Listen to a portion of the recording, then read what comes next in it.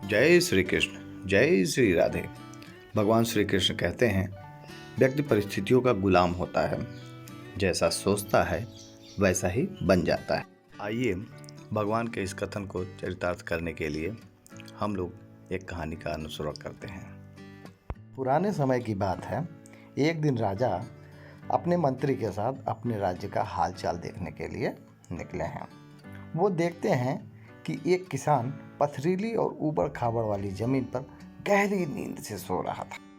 उस किसान को देखकर राजा अपने मंत्री से कहते हैं कि जरा इसे देखो, ये बेचारा इस असुविधापूर्ण स्थिति में भी कितनी शांति से सो रहा है, और एक हम हैं जो कि इतनी अच्छी सुविधाओं के बावजूद भी अगर थोड़ी सी अड़चन आई तो ठीक से सो नहीं पाते हैं।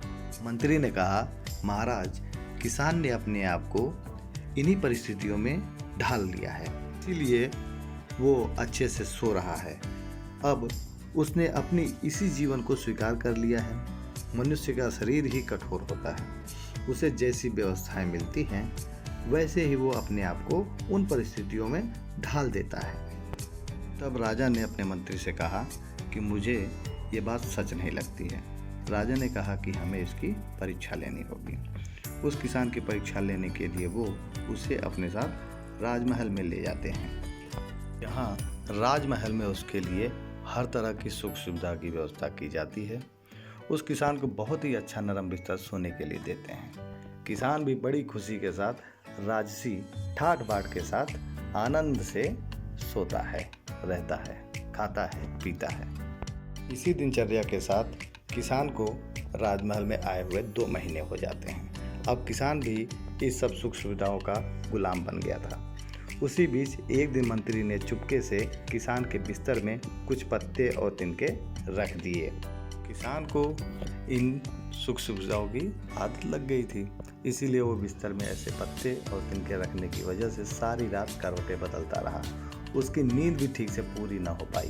अगली सुबह राजा और मंत्री उसके पास उससे मिलने के लिए पहुंचे। उस किसान ने राजा से शिकायत की कि उसके बिस्तर में कुछ खुजाने वाली चीज़ें हैं और इस चीज़ों की वजह से उसे पूरी रात ठीक से नींद भी नहीं आई। किसान की बात को सुनकर मंत्री ने तुरंत राजा से कहा कि देखा महाराज, ये वही किसान है जो कि पथरीली भूमि पर भी गहरी नींद में आराम से सो रहा था, किंतु ये अब 2 महीने में तो राजमहल के विलासितापूर्ण जीवन का आदी हो गया है, तो इसे पत्ते और तिनके भी चुभने लगे हैं। देखा महाराज, मेरी कही हुई बात सच निकली ना, कि मनुष्य परिस्थितियों के अनुसार ढल जाता है और वो परिस्थितियों का गुलाम बन जाता है। राजा ने अपने मंत्री से कहा, हाँ, तुमने मुझे उस दिन सच बताया था।